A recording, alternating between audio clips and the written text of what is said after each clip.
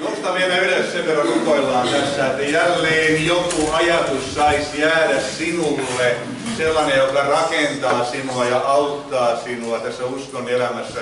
Isä, pyydän Jeesuksen nimessä, että liikut edelleen meidän keskellämme voimakkaasti, Herra.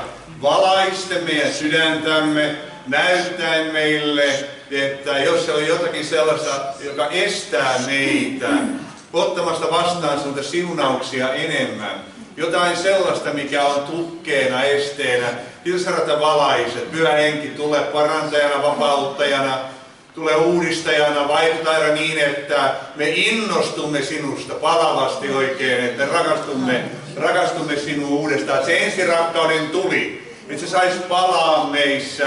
Herra, me kaipaamme tätä. Varjele, että me emme väsy mihinkään tällaiseen uskonnolliseen toimintaan, vaan että se meidän elämämme olisi elävää todistusta siitä, että sinä elät meissä.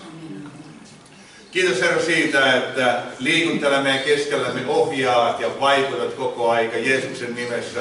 Ja anna Herra mulle myöskin oikeat sanat niin, että ne sanat ruokkii jokaista paikalla olevaa Jeesuksen nimessä. Aamen. Istukaa, olkaa hyvä. Tuli aihe parannuksesta. Mitä parannus on? Onko se jotain, minkä me teemme vaan silloin, kun me tullaan uskoon, vai onko se elämäntapa? Onko parannus sinulle elämäntapa? Onko parannus jotain sellaista, että tiedostat sen, että meissä on jotain, joka on aina, että saattaa olla vielä sellaista, joka vastustaa Jumalaa, että meidän tulee tehdä parannusta näistä asioista, jotta me voisimme seurata Jeesusta ja päästä eteenpäin. Matteus 4.17 Jeesus rupesi saarnaamaan ja sanomaan, tehkää parannus, sillä taivasten valtakunta on tullut lähelle. Eli parannusta oikeasti ei voi tehdä, ellei taivasten valtakunta tule ensin lähelle. Ja sen tähden Jumalan henki vaikuttaa meissä. Ja sen tähden on myöskin tärkeää, että seurakunnan keskellä Jumalan henki pääsee vaikuttaa, eikö niin? Että ihmiset saa armon tehdä parannuksen. Parannus on äärimmäisen tärkeää. Sen toinen vaihtoehto on se, että me emme näe omaa tilaamme, emmekä me osaa toimia sitten sillä tavalla, että me pääsisimme jälleen seuraamaan Jeesusta. Parannus on sitä, että me autamme, ja se on ihmisten ohjaamista pimeydestä valoon, niin että ihmiset voisivat elää valossa. Ja sen tähden Jeesus opetti meitä rukoilemaan Isä meidän rukouksella, tulkoon sinun valtakuntasi. Kun Jumalan valtakunta tulee, niin silloin siellä tulee myöskin valon valtakunta meidän keskellemme. Ja silloin me näemme, mitä elämän osa-alueita meissä vielä on pimeydessä, niin että me voisimme tehdä parannuksia. Jeesus sanoi Pietarille ja Andrealle siellä Matteus 4.19 näin, että seuratkaa minua, niin minä teen teistä ihmisten kalastajia. Eli uskon elämä on oikeasti sitä, että me seuraamme Jeesusta. Ja mä oon kertonut teille sen aikaisemminkin, mutta se puhutteli mua niin paljon eräässä kokouksessa kerran, kun mä saarnasin siinä, yhtäkkiä tulee Jeesus mun silmieni eteen, mutta hän on selin siinä ja hän ikään kuin kulkee eteenpäin ja jokainen askel, mikä hän astuu, jättää kultaisen jalanjäljen. Ja mä ajattelin, kun mä seuraan häntä, niin sama tämä kulta kuvaa Kristuksen luonteen kaltaisuutta. Se kuvaa samankaltaiseksi muuttumista. Se kuvaa sitä, että kun me otamme joka askeleella, me teemme parannusta, eikö niin? Koska me vieraannumme siitä lihallisesta, vanhasta, syntisestä identiteetistä, kun me seuraamme Jeesusta kohti hengellisyyttä. Silloin me etäännymme koko ajan siitä vanhasta minästä, ja me muutumme samankaltaiseksi, saman kuvan kaltaiseksi, kun Raamattu sanoo, kirkkaudesta kirkkauteen niin kuin muuttaa Herran henki. Ja sen tähden meistä tulee hiljaisia ja nöyriä sydämeltä, niin kuin täällä jo puhuttiin siitä nöyryydestä. Jeesus sanoi, että se on ainoa tie ja mahdollisuus löytää levon sieluille, että uskovasta tulee hiljainen ja nöyrä. Oletteko huomannut, että tämä aikakausi ei muuta ihmisiä hiljaiseksi ja nöyräksi, vaan aika lailla tulee se meteli sieltä ja halu riidellä ja halu näyttää, kuka meistä on suurin ja kuka meistä on kaunein ja rohkein. Eli tämä ajatus siitä, tämä on salaisuus levolle, on hiljaisuus ja nöyryys. Oletko oppinut nauttimaan hiljaisuudesta? Tämä aikakausi ei myöskään opeta meitä nauttimaan hiljaisuudesta, vaan metelistä. Ja niin paljon kuin meidän elämässämme on meteliä, niin paljon se vieraannuttaa meitä todellisesta identiteetistä. Eli mitä enemmän hiljaisuutta, sitä tarkemmin opit tuntemaan itsesi. Ja kun opit tuntemaan itsesi hiljaisuudessa, opit tuntemaan myöskin Jeesus, koska Jeesus on rauhan ruhtinas.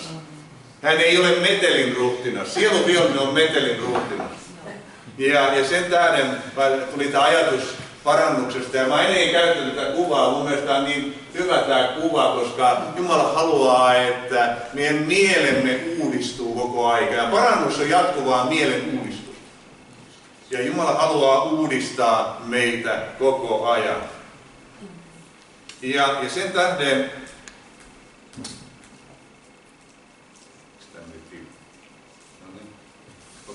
eli kun ihminen uudesti syntyy, niin mieli uudistuu radikaalilla tavalla. Mitä sulle on tapahtunut? Sillä niille, jotka elävät lihan mukaan, on lihan mieli. Ja tämä mieli-sana on froneo, tarkoittaa lihallinen, vanhan ihmisen, syntisen ihmisen asenne, mielipide, ymmärrys ja tunne.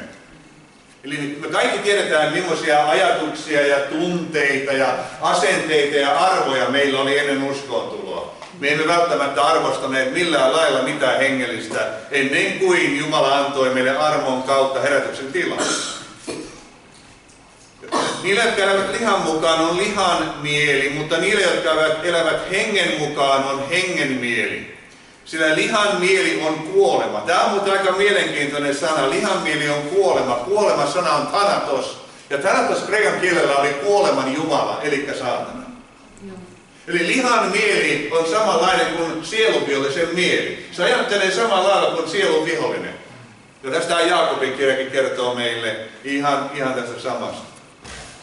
Ja sen takia täällä sanotaan näin, mutta hengen mieli, hengen asenne, hengen mielipide, hengen ymmärrys ja tunne on elämä ja rauha. Sen tähden, että lihan mieli on vihollisuus Jumalaa vastaan, sillä se ei alistu Jumalan lain alle, eikä se voikaan. Luonnollinen ihminen kapinoi aina Jumalaa vastaan. Ja sen takia on tarvittu uudesti syntymä, koska uudesti syntymässä sinun luodaan täysin uusi mieli. Ja Raamattu sanoo, meillä on Kristuksen mieli. Ja nyt kun meillä on Kristuksen mieli, niin me ymmärrämme Jumalan sanaa edellyttäen se, että me saamme täyttyä päivittäin Pyhällä Hengellä, että Herran henki saa vaikuttaa meissä tätä hengen mieltä. Jos me laiskotellaan, ei jakseta rukoilla, ei jakseta hiljentyä, ei jakseta viettää aikaa Herran edessä, niin silloin meissä toimii edelleen lihan mieli. Ja se lihan mieli on liitossa sielunvihollisen kanssa. Sen takia 1. Korintolaiskirja 2, 14-16 sanoo näin. Luonnollinen ihminen ei ota vastaan sitä, mikä Jumalan hengen on, sillä se on hänelle hullutus, eikä hän voi sitä ymmärtää, koska se on tutkiskeltava hengellisesti. Oletko kuullut, kuinka uskomattomat ihmiset sanoo, että Raamattu on pelkkä satukirja? Kuka on kuullut? Raamattu on pelkkä satukirja. Luonnollinen ihminen ei ota vastaan sitä, mikä Jumalan hengen on, sillä se on hänelle hullutus, eikä hän voi sitä ymmärtää, koska se on tutkiskeltava hengellisesti. Hengellinen ihminen sitä vastoin tutkiskelee kaiken, mutta häntä itseään ei kukaan kykene tutkiskelemaan. Tämä on mielenkiintoinen ajatus, hengellinen ihminen, ihminen, joka haluaa elää hengessä. Ihminen, joka täyttyy hengellä aamusta, joka haluaa pitää mielensä levossa ja rauhassa, niin hän koko ajan tutkiskelee. Hän aistii ilmapiiriä, hän aistii ihmisiä, hän näkee ihmisissä enemmän kuin lihallinen ihminen. Hän aistii ihmisistä enemmän silloin, koska hän on hengellinen. Miksi? Koska henki tutkii koko ajan kaikkea. Ja nyt jos tämä henki tutkii kaikkea, tämä henki tutkii minua, ja nyt tämä henki myöskin tutkii kaikkea, mitä minun ympärilläni on. Ja jos minä olen herkkä tälle hengelle, minä aistin silloin enemmän ihmisistä kuin mitä minä luonnollisesti pystyisin aistimaan. Ja Sillä kuka on tullut tuntemaan Herran mielen niin, että voisi neuvoa häntä, mutta meillä on Kristuksen mieli. Hengellinen ihminen tutkiskelee kaiken, mutta häntä itseään ei kukaan kykene tutkiskelemaan. Toisin sanoen, kun sinä elät hengessä, niin vihollinen ei pysty tutkimaan sinua. Vihollinen ei tiedä, mitä sä ajattelet, mitä sä tunnet, koska sinä olet puettu koko Jumalan sota-asuun. Eikö ole hienoa? Ajattele uskomaton ihminen, jolla ei ole pyhää henkeä, hän on suojaton viholliselle. Hän on suojaton, hän on itse asiassa, hänen ajatusmaailmansa on samanlainen kuin vihollisen ajatusmaailma, niin vihollinen tietää kaikki hänen ajatukset, kaikki hänen tunteensa ja ohjaa häntä, vaikuttaa hänensä tahtomiseen ja tekemiseen. Sen takia tänä aikana, tuota kaikki kuuluu ja nähnyt, miten järjettömiä rikoksia tapahtuu nykyään. Ihan erilaisia kuin ennen. Niitä on tullut koko aika ihmeellisemmäksi, voimakkaammaksi ja voimakkaammaksi, mielipuolisemmaksi. Koska me etenemme näitä lopun aikoja kohti. Mutta meillä on Kristuksen mieli. Sinulla on Kristuksen mieli. Ja täällä sanotaan näin, että ja se ajatus vielä siitä, että Kristuksen mieli on jatkuvasti uudistuva mieli. Täällä koska Raamattu sanoo näin, että Jumala luo uutta koko ajan, eikö vaan? Jumala luo koko ajan uutta, ja nyt koska sinulla on Kristuksen mieli, sinulla on jatkuvasti uudistuva mieli, jos sinä vaellat hengessä. Sinun mielipiteesi, sinun asenteesi ja arvosi uudistuu koko ajan. Me opimme näkemään asioita Jumalan näkökulmasta koko ajan tarkemmin ja tarkemmin. Ja Jeesus sanoi täällä näin Johanneksen evankeliumissa 3 Nikodeemukselle aikoinaan, kun Nikodeemus täällä vähän mietti ja ihmetteli, että uudesti syntymää eikä ymmärtänyt sitä asiaa. Jeesus sanoi, totisesti minä sanon sinulle, Johannes 3:5. Jos joku ei synny vedestä ja hengestä, ei hän voi päästä sisälle Jumalan valtakuntaan. Mitä sä ajattelet, mikä on tämä vesi, josta voidaan syntyä? Joku ajattelee, että no se on kaste, tietysti vesikaste. Mutta mä ajattelen enemmänkin, niin kuin Efesolaiskirja kertoo, että se on tämä Jumalan sanan mieltä pesevä ja uudistava vesi.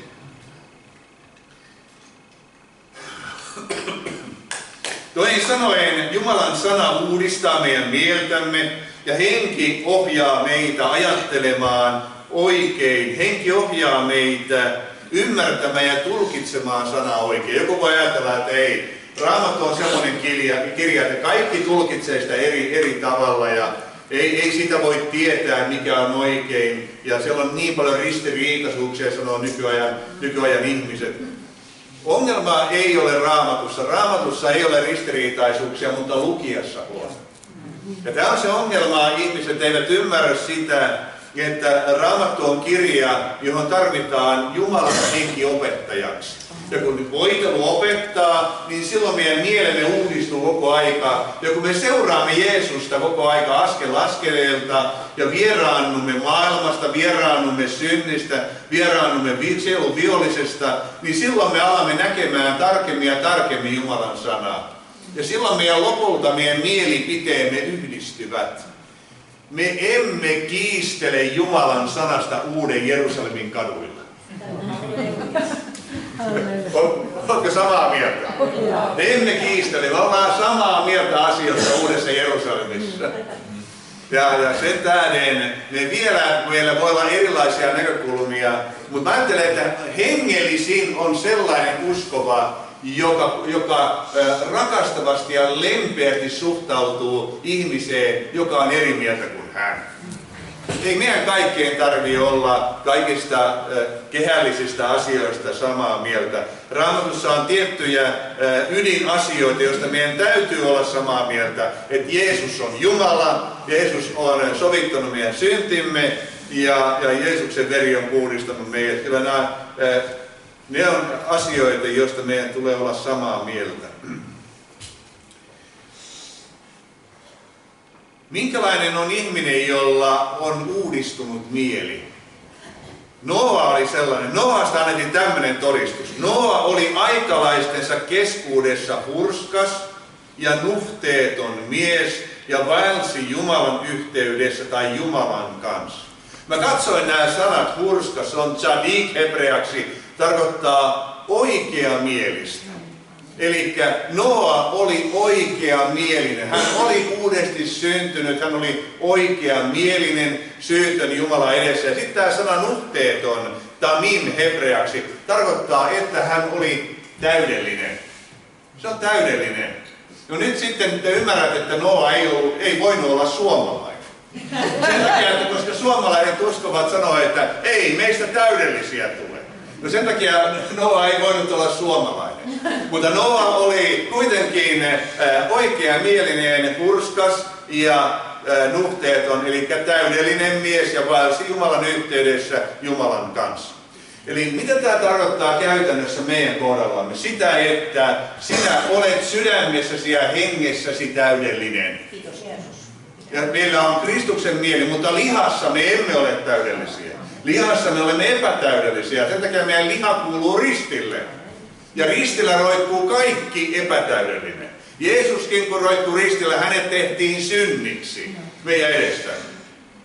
Ja sen takia on tärkeää, että me oivallamme, mitä Jumalan henki on jo saanut meissä aikaan.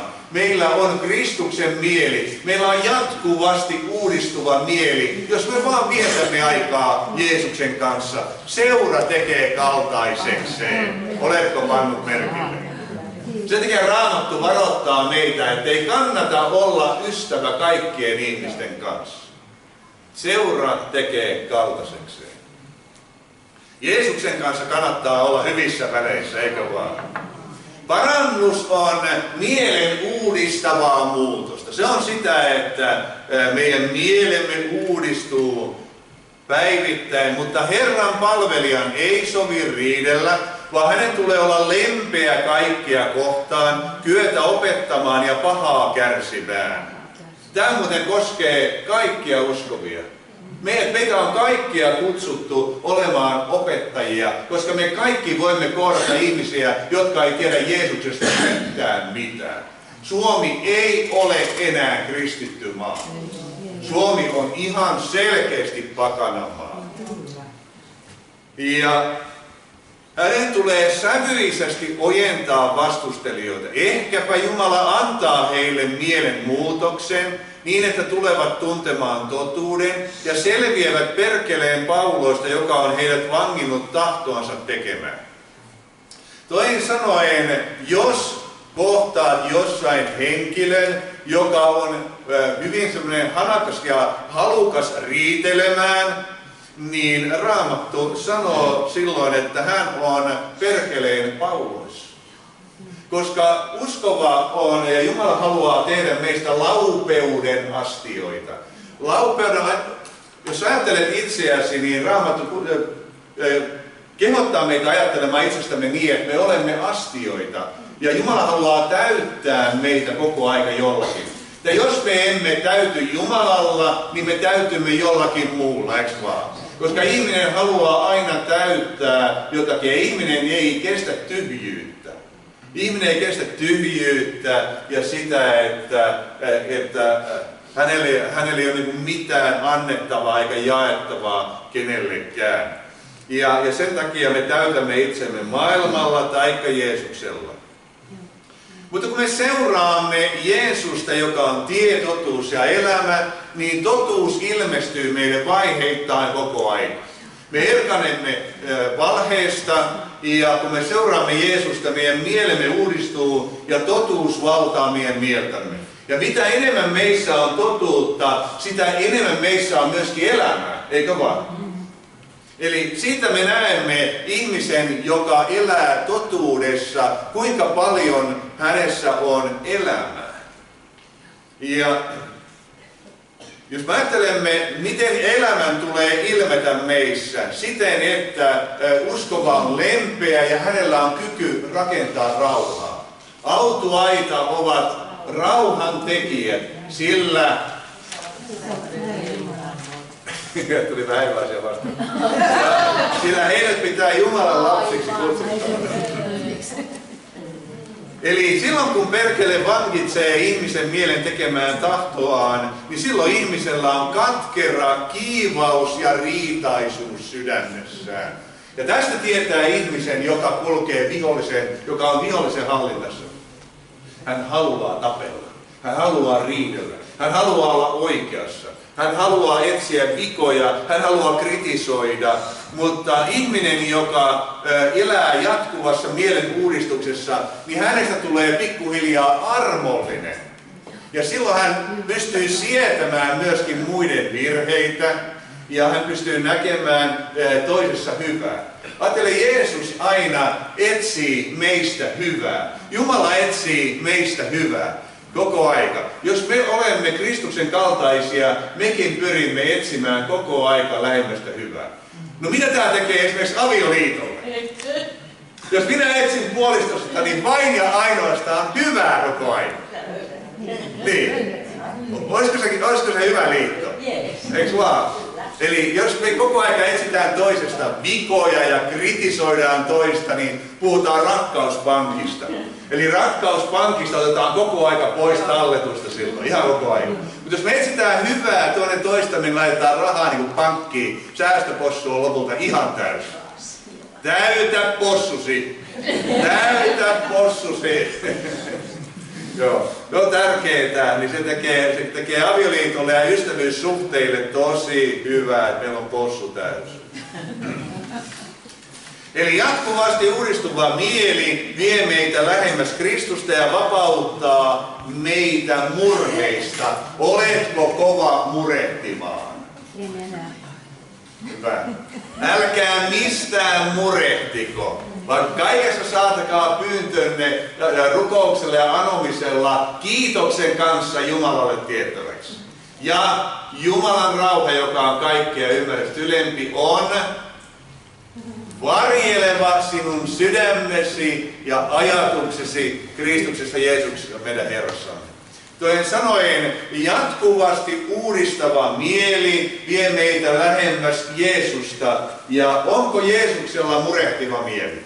Murehtiiko hän Isän oikealla puolella, että Isä, mä en ole varma, pystytäänkö me hallitsemaan tätä koko universumia tässä. Ei, hän ei mistään murehdi. Hän ei tarvitse murehtia muuta kuin, tietenkin hänellä on välillä hätä hukkuvista sieluista. Se on ihan selvä.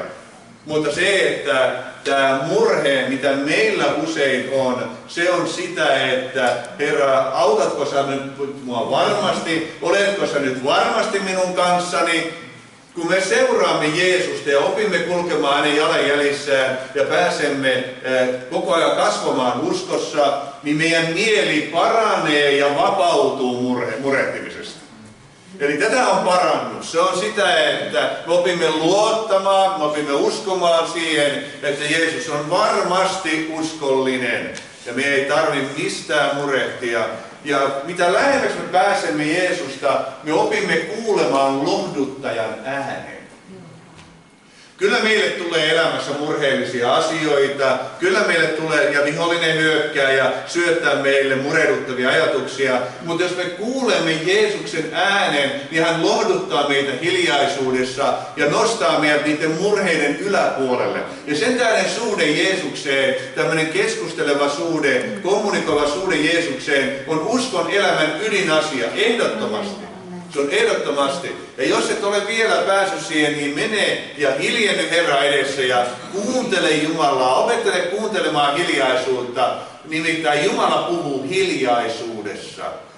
Ja ensimmäinen asia aina kun ihminen hiljentyy Herran edessä on se, että hän kuulee oman metelinsä. Ja sen takia, kun se on tärkeää, että me kuulemme oman metelimme, niin silloin me voimme purkaa sen pois. Tai ainakaan emme enää ruoki itseämme lisää metelillä. Ja kun meteli lähtee pois, niin rauhan ruhtinas alkaa täyttämään meitä rauhalla, ja me kuulemme sen jälkeen rauhan ruhtinaan ääneen. Parannus on myöskin hengellä täyttymistä.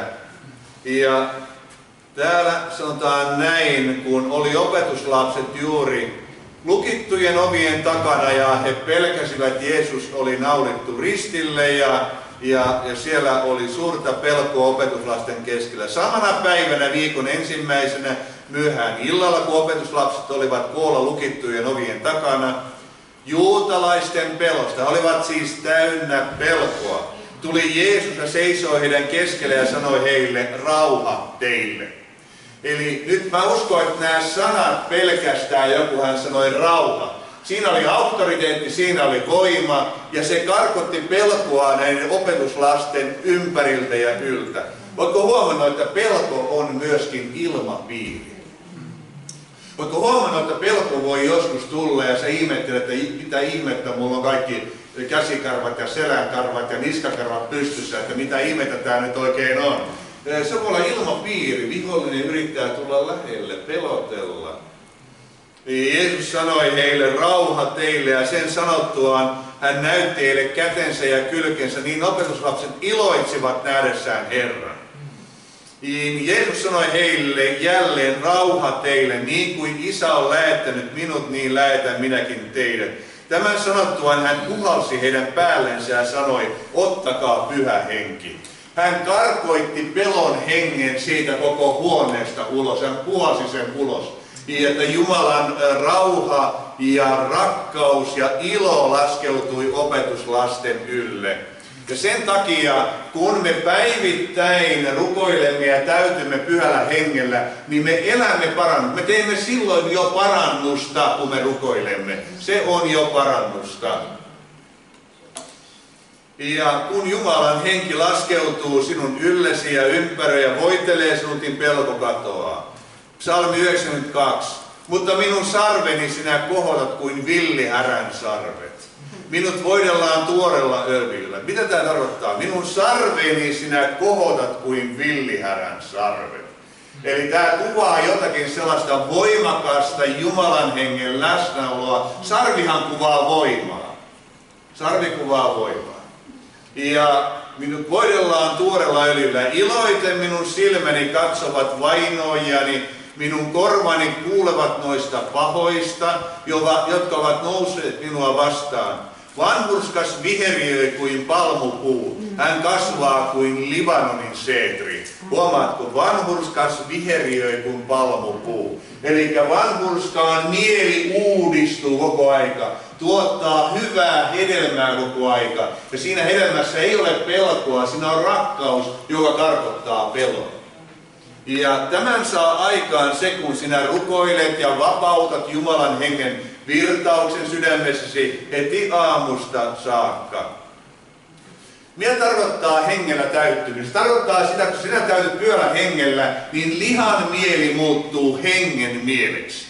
Ja sinä elät silloin hengessä, sinä ajattelet silloin hengessä ja pyhä henki pääsee vaikuttamaan sinussa tahtomista ja tekemistä. Pyhä henki ohjaa sinun arvomaailmaasi, sinun ajatuksiasi, sinun tunteitasi ja sinun tekojasi. Eikä sinä edes huomaa sitä aina, mutta silti sinua ohjataan ja sinua johdetaan. Ja sen tähden Jeesus puhalsi pelon hengen pois ja sitten sitä kautta sai pyhän hengen läsnäolon siihen tilanteeseen. Eli parannus on myöskin tunteiden parantumista.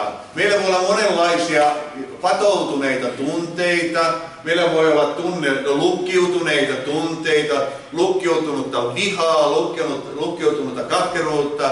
Mutta kun me rukoilemme, alamme täyttämään pyhällä hengellä, pyhänkin valaisee meille asioita, joista meidän tulee tehdä parannusta. Ja sitä kautta meidän mielemme uudistuu koko aika.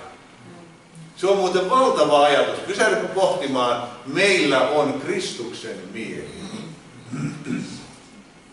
Se tarkoittaa sitä, että sinussa on ratkaisu kaikkiin sinun ongelmiisi. Ei voi tulla semmoista ongelmaa, että et sinä voisi pyhän hengen kanssa ratkaista sitä. Sanokaa nyt joku halleluja. Joo, on niin iso juttu. Joo.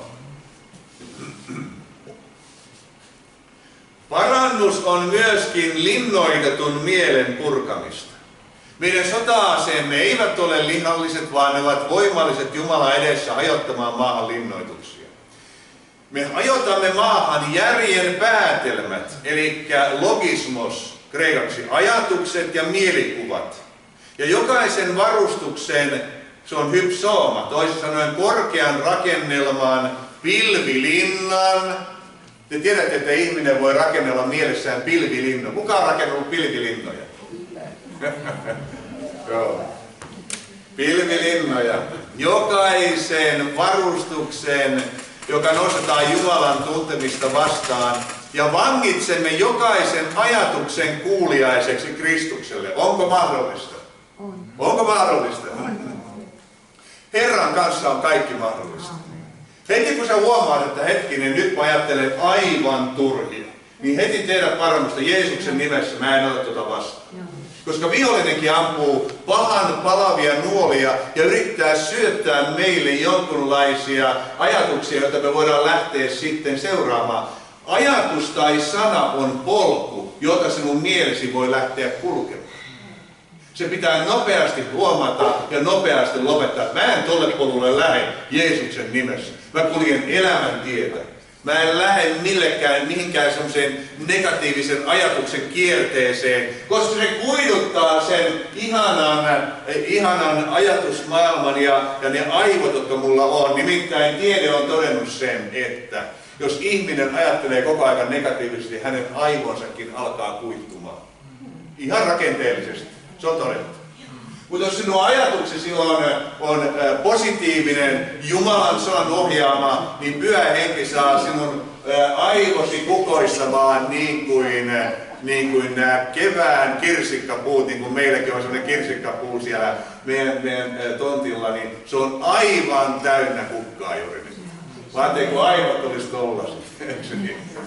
Ja ne on, sinun aivosi kukkii ja tuottaa hedelmää, jos ajattelet niin kuin Raamattu opettaa meitä ajattelemaan. Me vangitsemme jokaisen ajatuksen kuulijaisi Kristukselle ja olemme valmiit rankaisemaan kaikkea tottelemattomuutta,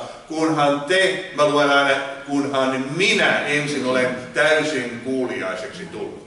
Mä asetan itseni tähän sanaan, kunhan minä ensin olen täysin kuuliaiseksi tullut. Eli mä en voisi kuvitellakaan, miten mä voisin lähteä moittimaan tai nuhtelemaan tai yrittää jollain tavalla vaikuttaa muihin ihmisiin, jos mä en ensin itse elä sen mukaan. Koska Raamattu sanoo, ensin pitää ottaa tukki omasta silmästä, että voi nähdä ottaa pienen rikan pois lähimmäisen silmästä. Miten siis linnoitettu mieli puretaan? Ensin täytyy tunnistaa, että minkälainen ajatuslinnoitus mulla on. Että millä alueella minä ajattelen, minkälaiset ajatusmallit mulla on, jotka on sanan tuntemista vastaan. Psalmi 32:3. Autua se ihminen, jolle Herra ei lue hänen pahoja tekojaan ja jonka hengessä ei ole vilppiä. Kun minä siitä vaikenin, riutuivat minun luuni jokapäiväisestä valituksestani. Daavid oli tehnyt syntiä, hän oli langennut syntiin Batseban kanssa ja oli varmaan käyttänyt Batseban kohdalla kuninkaan valtaa. Varmaan oli. Ja sitten ajatelkaa, koko sen Batseban raskauden ajan 9 kuukautta Daavid yritti salata tekoa. Ja mä uskon, että tämä psalmi puhuu juuri siitä ajatuksesta. Että hän ei tunnustanut, kunnes tuli profeetta Naatan ja vapautti hänet totuuden kautta. Totuus teki hänetkin vapaaksi. Ja myöhemmin Daavidista tuli niin vapaa, että hän teki lauluja omasta synnistä. Kuka on tehnyt lauluja omasta synnistä? Oletko tehnyt? Okei. Laula meille jos. Joo, okei. Ja sitä kautta linnoitettu mieli puretaan myöskin siten, että totuus kirjoitetaan sinun sydämesi lihatauluihin. Kun Mooses nousi Horvin vuorelle, niin laki kirjoitettiin silloin ulkoisiin kivitauluihin. Mutta nyt laki kirjoitetaan meidän sydämemme lihatauluihin, eikö vaan?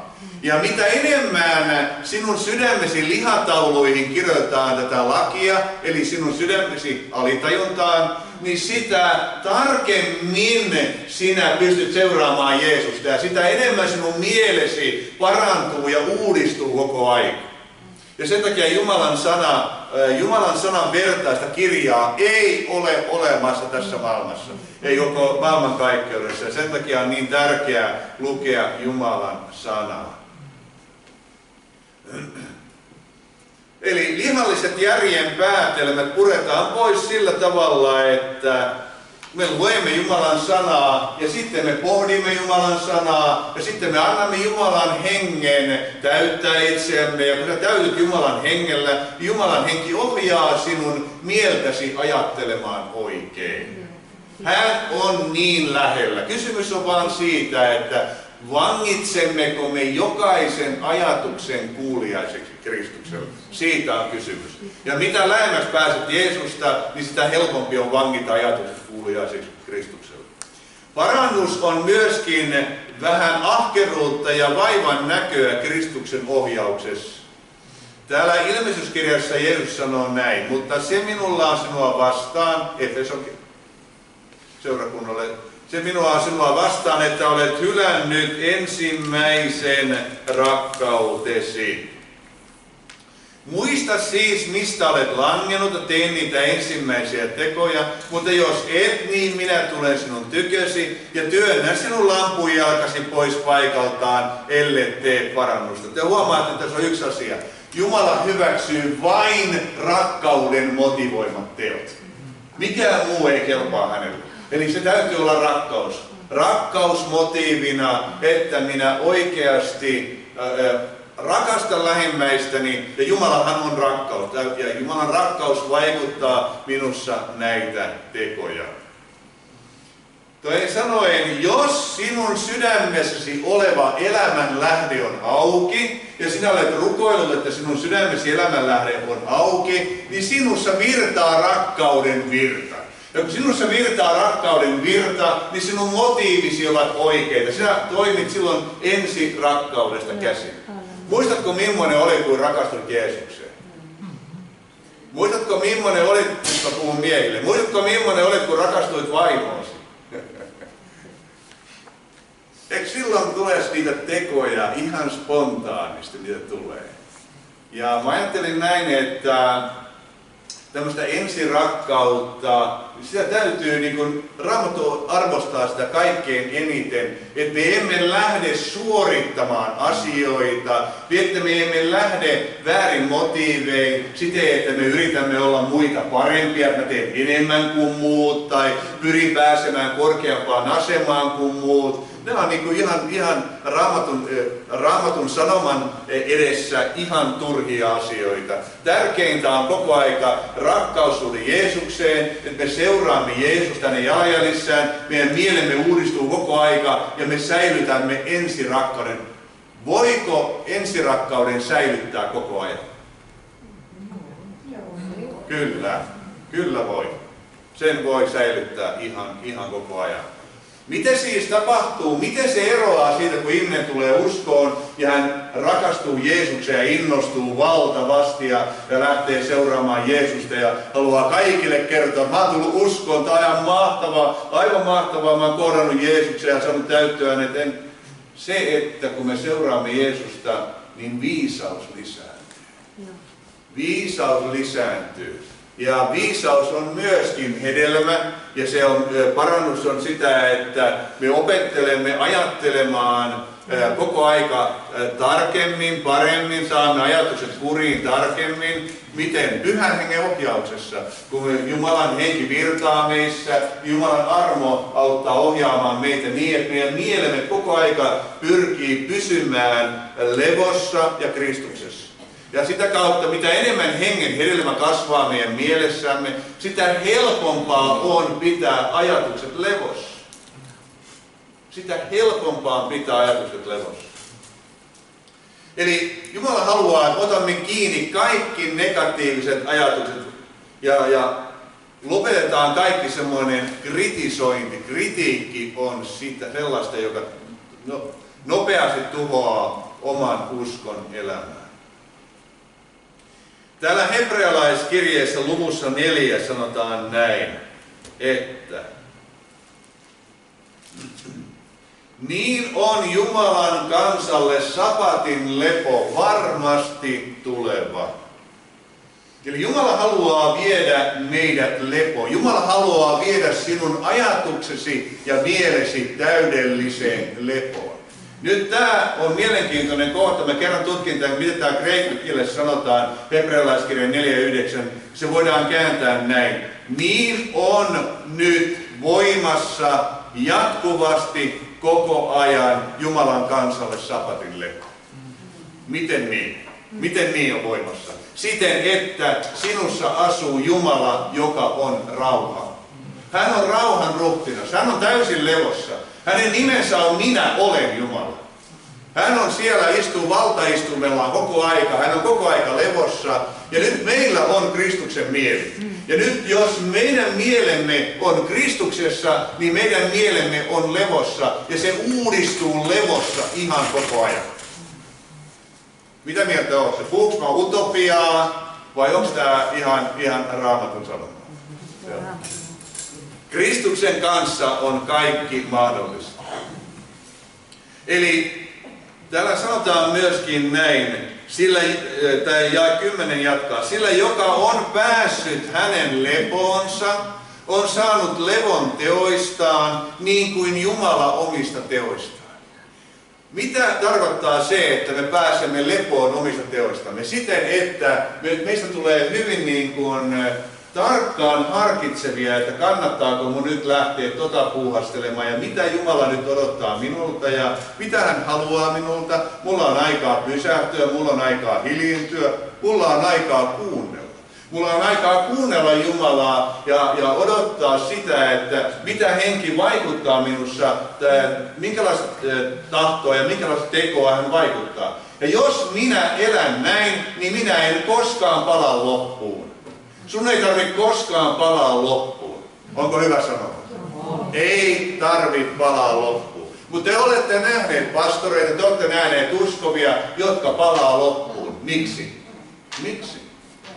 Siksi, että on paljon vaivannäköä ilman Kristuksen ohjausta. Ihan vaan siksi. Ja sen takia on niin tärkeää oivaltaa tämä, että Jeesus on vienyt jo sinut täydelliseen sapatin lepoon. Meillä on Kristuksessa nyt jo täydellinen sapatin lepo. Kun sinä lepäät hänessä, rukoilet hänessä, niin sinä olet koko ajan sapatin levossa 24/7. Jatkuva sapatin lepo.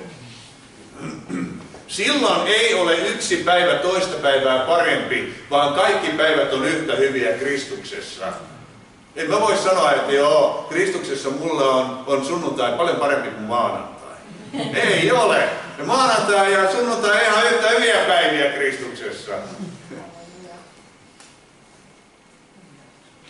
Hebrealaiskirjan 4:11 sanoo siis, ahkeroikaamme siis päästä siihen lepoon. Ja kun uskoelämän alussa ihminen ei ole vielä päässyt tähän sellaiseen täydelliseen sapatin lepoon ja siihen, että hän pysyy Kristuksessa, niin Raamattu sanoo, ahkeroikaa siis päästä siihen lepoon. Kuinka? Siten, että minä täytän mieltäni Jumalan sanalla, annan Pyhän Hengen uudistaa minun mieltäni, kirjoittaa minun sydämen lihatauluihin Jumalan sanaa, ja rauha lisääntyy ja lepo lisääntyy, mieli paranee. Otetaan seuraava. Parannus on siis hengen hedelmän kasvua. Sen tähden kuningas Agrippa kirjoittaa Paavali, kun hän täällä todisti kuninkaalle.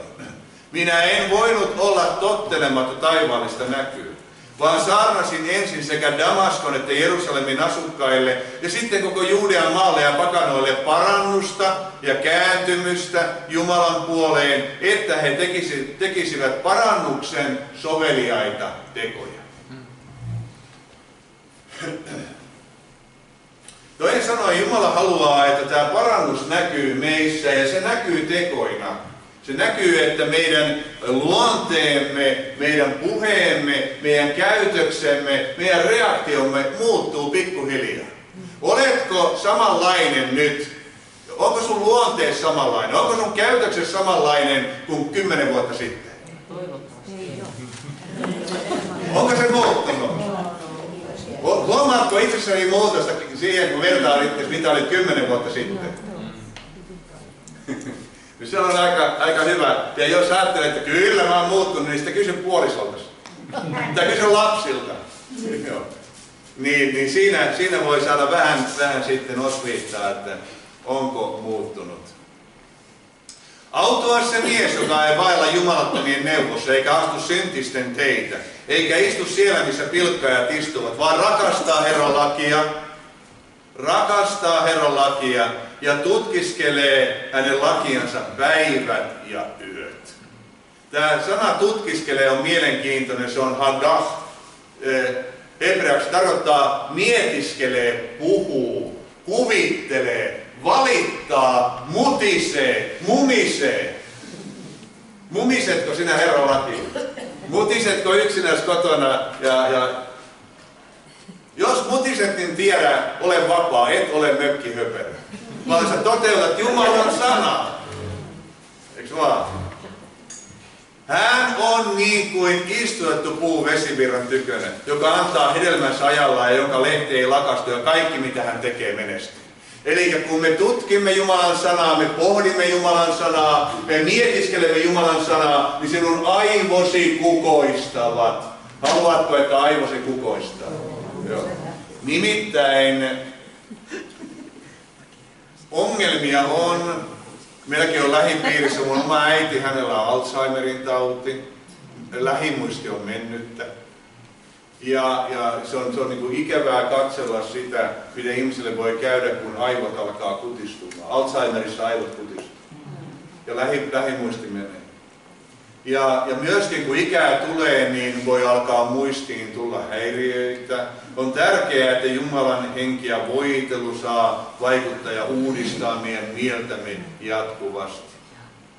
Eli kun sinun mielesi uudistuu koko ajan, niin sinun tekosi uudistuu koko ajan. Sinun tunteesi uudistuu koko ajan. Sinun reaktiosi uudistuu koko ajan. Eli kun joku tulee ja puhuu, sanoo pahoja sanoja sinulle, niin sä et enää reagoi samalla lailla kuin 10 vuotta sitten. Vaan sä oot ihan rauhallinen ja siunaat sitä henkilöä. Koska sinun mielesi on uudistunut ja tuottaa nyt hengen hedelmää, sitä on parannus.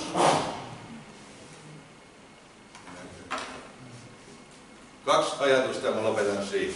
Parannus on myöskin elämäntiellä vaeltamista. Parannus on elämäntapa. Oletko ottanut parannuksen elämäntavaksi, että minä haluan muuttua. Minä haluan ajatella, minä haluan, että minun mieleni uudistuu. Minä haluan, että minun tunteeni uudistuu. Minä haluan, että minun haavani paranee. Minä haluan, että minun käytökseni muuttuu. Minä en halua, että minun kieleni on niin nopea toimimaan ja puhumaan nopeammin kuin mun ajatukseni. Mutta vanhurskasten polku on kuin aamurusko, joka kirkastuu kirkastumistaan sydänpäivään asti. Mutta jumalattomien tie on kuin pimeys, eivät he tiedä mihin he kompastuvat. Toisin sanoen, vanhurskasten polku on kuin kirkastuva tie, jatkuvasti kirkastuva tie. Kun Adam ja Eeva ajettiin pois Edenin paratiisista, sinne laitettiin kerubi ja välkkyvä miekka, salamoiva miekka vartioimaan elämänpuun tietä.